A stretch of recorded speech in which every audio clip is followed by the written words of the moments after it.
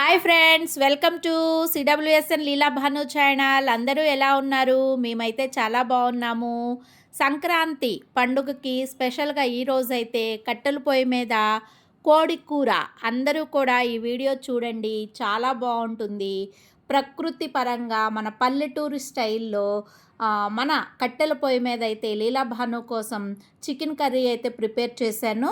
వచ్చేయండి వీడియోలోకి. Friends, video చూస్తున్న మిత్రులందరూ కూడా ముందుగా ఒక లైక్ చేయండి. నేనైతే కేజీ పెద్ద బాయిలర్ చికెన్ అయితే తీసుకున్నాను. ఆ కూర ప్రిపేర్ చేయడానికి నేనైతే కట్టెల పొయ్యి మీద రెడీ చేస్తున్నాను. ముందుగా కూరకు సరిపడినంత ఆయిల్ని అయితే వేసుకుని దానిలోకి 4 పచ్చిమిర్చి చీలికల్ని, 4 ఉల్లిపాయల్ని సన్నగా తరిగి ఆయిల్ హీట్ అయిన తర్వాత ఈ విధంగా అయితే ఉల్లిపాయ పచ్చిమిర్చి అయితే వేయించుకుంటున్నాను. ఎప్పుడు కూడా గ్యాస్ స్టవ్ మీదే కర్రీ చేస్తుంటే ఏంటో తిన్నట్లుగా అనిపించడం లేదు. అందుకనే ఈసారి సంక్రాంతి పండగకి ఏ ఊరు వెళ్ళలేదు కాబట్టి లీలా భాను వాళ్ళకు కూడా వాతావరణం మార్చి వంట చేసి ఊరెళ్ళి తిన్నామన్న ఆనందం కలగాలని చెప్పి నేనైతే మా ఇంట్లోనే టెరాస్ మీద కట్టెల పొయ్యినైతే ఏర్పాటు చేశాను. చూశారు కదా ఫ్రెండ్స్, లీలా భాను వాళ్ళిద్దరూ కూడా ఎలా కూర్చున్నారో. నేనైతే ఈ కర్రీ అయితే ప్రిపేర్ చేస్తున్నాను. ఉల్లిపాయ పచ్చిమిర్చి చక్కగా వేయించుకున్నాక సరిపడినంత పసుపు అలాగే రాళ్ళుప్పు వేసుకుని ఉల్లిపాయ పచ్చిమిరపకాయ అయితే ఆయిల్లో వేయించుకుంటున్నాను. కొంచెం ఆయిల్ ఎక్కువగానే పడుతుంది. కట్టెల పొయ్యిలోకి పుల్లలు లేవండి, కానీ నేను చాలా చక్కగా మంటతో అయితే కర్రీ చేశాను. ఎలా అనుకుంటున్నారా? చెప్తాను చివర్లో చెప్తాను. చూడండి, మన టెరాస్ మీద జామ చెట్టు, పక్కనే రామలింగేశ్వర స్వామి కొండ, యనమల కుదురు, అలాగే మన సన్నజాజి మొగ్గలు చూసారా ఎంత బాగుందో. ఎందుకంటే మనం సిటీలో ఉన్నా కూడా ఒక పల్లెటూరు అట్మాస్ఫియర్ని తీసుకురావాలనే ఉద్దేశంతోనే ఈ విధంగా అయితే చేస్తున్నాను. ఉల్లిపాయ పచ్చిమిర్చి అయితే వేగింది. ఇప్పుడు పెద్ద బాయిలర్ కేజీ చికెన్ తీసుకున్నాను కదా, ఆ చికెన్ కూడా వేస్తున్నాను. ఎప్పుడైనా సరే మనకి నాన్ వెజ్ కర్రీస్లో ఆయిల్ కొంచెం ఎక్కువగానే పడుతుంది.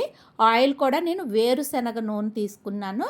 ఇప్పుడు మనం ఉల్లిపాయ పచ్చిమిర్చి వేగిన తర్వాత మనం శుభ్రంగా కడిగి పెట్టుకున్న ఈ కేజీ పెద్ద బాయిలర్ చికెన్ అయితే స్కిన్తోనే తీసుకున్నాను. కూర చాలా టేస్ట్గా ఉంటుంది. ఇప్పుడు నేను చూపించిన విధంగా మన ఉల్లిపాయ పచ్చిమిర్చి ఆయిల్లో ఈ చికెన్ని కలయబెట్టుకుని మూత పెట్టి మంట మీద మనకి ఆ చికెన్లో వచ్చే వాటర్ అంతా కూడా ఇంకే వరకు అయితే ఉడికించుకోవాలి. అలా ఉడికితేనే మనకి కూర అనేది చాలా టేస్ట్గా ఉంటుంది.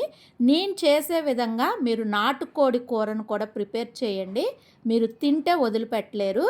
కట్టెల పొయ్యి మీద చూసారా కోడి కూర సూపర్ టేస్ట్గా ఉంటుంది. పుల్లలు లేకుండా ఎలా మంట పెట్టి కూర వండాననేది నా వీడియో చివరిలో చెప్తాను. అందరూ అయితే వెయిట్ చేయండి.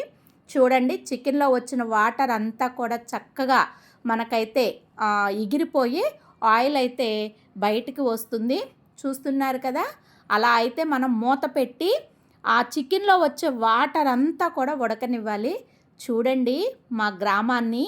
ఈ వీడియో చూస్తున్న వాళ్ళందరికీ కూడా సంక్రాంతి పండగకి బోనస్ కింద మా విలేజ్ మొత్తం చూపిస్తున్నాము. యనమల కుదురు రామలింగేశ్వర స్వామి టెంపుల్ చుట్టూ గ్రామం అంతా చూపిస్తున్నాను. ఇంతవరకు పొయ్యి మండకపోతే చక్కగా గొట్టాం పెట్టి ఊదేవాళ్ళు. మాకైతే గొట్టాము అది లేదు కాబట్టి నేను ప్లేటుతోనే విసురుతున్నాను. చూశారు కదా, తడి మసాలా ముద్ద, గసాలు, ఎండు కొబ్బరి, అలాగే చెక్క, లవంగం, అల్లం వెల్లుల్లి పేస్ట్ చక్కగా మెత్తగా పట్టుకుని నేనైతే ఈ విధంగా మసాలానైతే వేస్తున్నా. మసాలా ఎప్పుడు వేయాలి? మనకి చికెన్లో వచ్చిన వాటర్ అంతా ఇంకిపోయి ఆయిల్ బయటకు వస్తున్న టైంలో, ఇదిగోండి చూపిస్తున్నాను కదా, ఆ విధంగా వస్తున్న టైంలో మనం మసాలాని యాడ్ చేసుకోవాలి. అదే కూరకు రుచి. ఇప్పుడు మనం ఆ మసాలా మొత్తం కూడా మాంసం మొత్తానికి పట్టేటట్లుగా కలయి పెట్టుకుని సన్నని మంట మీదే మనకి ఆ మసాలా అంతా కూడా మాంసంకు పట్టేదాకా ఒక 5 నుంచి 10 నిమిషాలు అయితే చక్కగా మూత పెట్టి మనమైతే కూరని ఉడికించుకోవాలి. నేనైతే మూత పెట్టాను. చూశారు కదా మంట ఎలా మండుతుందో. అసలు బ్రహ్మాండంగా అనమాట. కట్టెల పొయ్యి మీదండి ఒక్కసారి వీలుంటే ఇలా నాటుకోడి కూర ఒక్కసారి ట్రై చేసి చూడండి.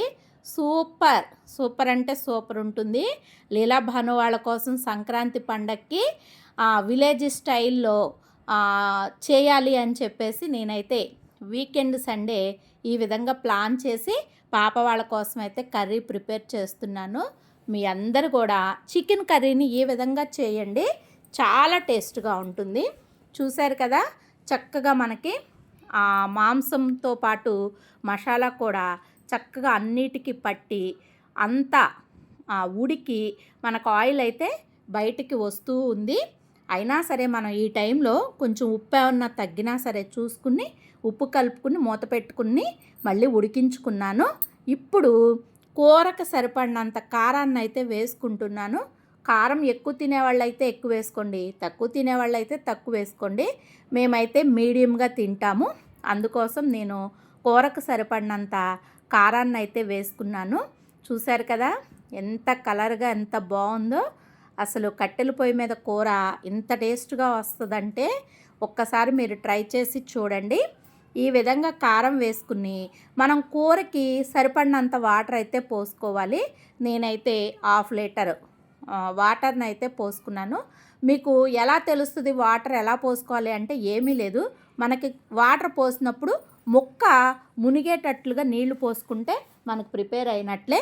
ఇప్పుడు నేను చూసారా చిన్న రోట్లో దంచుతున్నా. ఏం దంచుతున్నాను అనుకుంటున్నారు? కొంచెం ధనియాలు, 4 బియ్యం గింజలు, చెక్క లవంగాలు చక్కగా దోరగా వేయించి 4 వెల్లుల్లి రెమ్మల్ని వేసి మన పొడి మసాలానైతే ప్రిపేర్ చేస్తున్నా. ఎంత దంచిన మసాలా ఈ మసాలా కూరకి వేసుకుంటే అదరహో సూపర్. ఇలాంటి మసాలా మీరు కూడా ఒకటి ప్రిపేర్ చేసుకోండి పొడి మసాలా. ఇప్పుడు నేనైతే అప్పటికప్పుడు దంచుకుని పొడి మసాలా అయితే మన కర్రీలో వేయటానికి రెడీ చేశాను. ఒక్కసారి మీరు కూడా ఇలా ట్రై చేసి చూడండి. అదిగోండి కూర చక్కగా మనకి దగ్గరకు వచ్చి ఆయిల్ అయితే బయటికి వదలడానికి రెడీగా ఉంది. పులుసు కూడా చిక్క పడుతుంది. ఈ పులుసు మేము తింటాము అనుకునే వాళ్ళైతే మీరు ఎక్కువ పులుసు కావాలి అనుకుంటే ఈ విధంగా ఉంచుకుంటే సరిపోతుంది. ఎందుకంటే మేము సాయంత్రం జొన్న రొట్టెల్లో కావాలి కాబట్టి కొంచెం నేను గ్రేవీగా ఉంచాను. ఇప్పుడు నేను దంచుకున్న పొడి మసాలా అయితే వేశాను. ఈ పొడి మసాలా వేసిన తర్వాత ఒక్క 5 నిమిషాలు ఉంచితే మన కోడి కూర రెడీ అయినట్లే. ఇప్పుడు నేను తరిగి పెట్టుకున్న మన కొత్తిమీర రెమ్మల్ని అలాగే 2 పుదీనా రెమ్మల్ని కూడా మన కర్రీలో వేసేస్తాను. చూడండి ఎంత టేస్టీగా కోడి కూర అయితే కట్టెల పొయ్యి మీద రెడీ అయిపోయింది. ఇంకా మనం కొత్తిమీర వేసుకుంటే మన కూర రెడీ అయినట్లే. లీలా భాను వాళ్ళు ఎప్పుడు పెడతానా అని చెప్పి ఎదురు చూస్తున్నారనమాట. వాళ్ళకి నాన్ వెజ్ అంటే ఇష్టం. అదీ కాక ఈరోజు మమ్మీ ఏంటి స్పెషల్గా పైన డాబా పైన వచ్చి ఈ పొయ్యి మీద వంట చేస్తుందని ఇద్దరు కూడా చాలా ఆసక్తిగా అయితే ఎదురు చూస్తున్నారు. మా అమ్మాయి వాళ్ళకి పల్లెటూరు విలేజ్కి తీసుకెళ్ళి కట్టెల పొయ్యి మీద కోడి కూరనైతే పెట్టి వాళ్ళకి ఊరు తీసుకువెళ్ళినంత ఆనందాన్ని అయితే తీసుకొచ్చాను. సిడబ్ల్యూఎస్ఎన్ చిల్డ్రన్స్ కదా, ఎవరింటికి ఏ ఊరు వెళ్ళలేదు కాబట్టి మన ఇంటికాడే మన ఊరిని క్రియేట్ చేసుకుని మనంగానే సెలబ్రేషన్ చేసుకోవాలని నేనైతే వీకెండ్ సండే ఈ విధంగా ప్లాన్ చేశాను. మీరందరూ కూడా చూడండి కూర అయితే రెడీ అయిపోతుంది. నేను ఏది చేసినా సరే ముందు కూర తీసి పెద్దలకు పెట్టడం అలవాటు. అందుకనే ఎప్పుడు మేము పైన తీసుకొచ్చి పెడతాము. ఈరోజు పైన చేస్తున్నాను కాబట్టి కర్రీ అయితే రెడీ అయిపోయింది. ఇంకా నేనైతే పక్కన పెట్టేస్తున్నాను. చూస్తున్నారు కదా మన కర్రీ అయితే రెడీ అయిపోతుంది. లీలా భాను వాళ్ళు మార్నింగ్ నుంచి బ్రేక్ఫాస్ట్ కూడా చేయలేదు. మన కట్టెల పొయ్యి మీద కోడి కూర తినాలి అని చెప్పి ఎదురు చూస్తున్నారు. చూశారు కదా మన కోడి కూర అయితే సూపర్ గ్రేవీతో సూపర్గా అయితే రెడీ అయిపోయింది. ఇంకా లీలా భాను వాళ్ళకైతే కూరని తీసుకువెళ్ళి భోజనం పెట్టడమే ఆలస్యం. చూడండి మన కోడి కూర. ఎవరైనా ఇంకా లైక్ చేయకపోయినట్లయితే ఒక లైక్ ఇచ్చేసేయండి ఫ్రెండ్స్. కోడి కూర అలాగే ఈరోజు సండే మన బగారా రైస్ అంటే బిర్యానీ మాదిరిగా, అలాగే పెరుగు చట్నీ. లీలా భాను వాళ్ళకి వాళ్ళ నాన్నగారైతే తినిపిచ్చేస్తున్నారు. వాళ్ళకి నాన్ వెజ్ కర్రీస్ అంటే ఇష్టం కాబట్టి వాళ్ళ నాన్నగారు చాలా ఆసక్తిగా పిల్లలిద్దరికీ కూడా, ఎందుకంటే పిల్లలు లీలా భాను వాళ్ళు తింటే మనకి తిన్నంత ఆనందం వస్తుంది. మన కోడి కూర కట్టెల పొయ్యి మీద పల్లెటూరు స్టైల్‌లో కూర నచ్చినట్లయితే video like, share, subscribe. Thank you. Bye bye.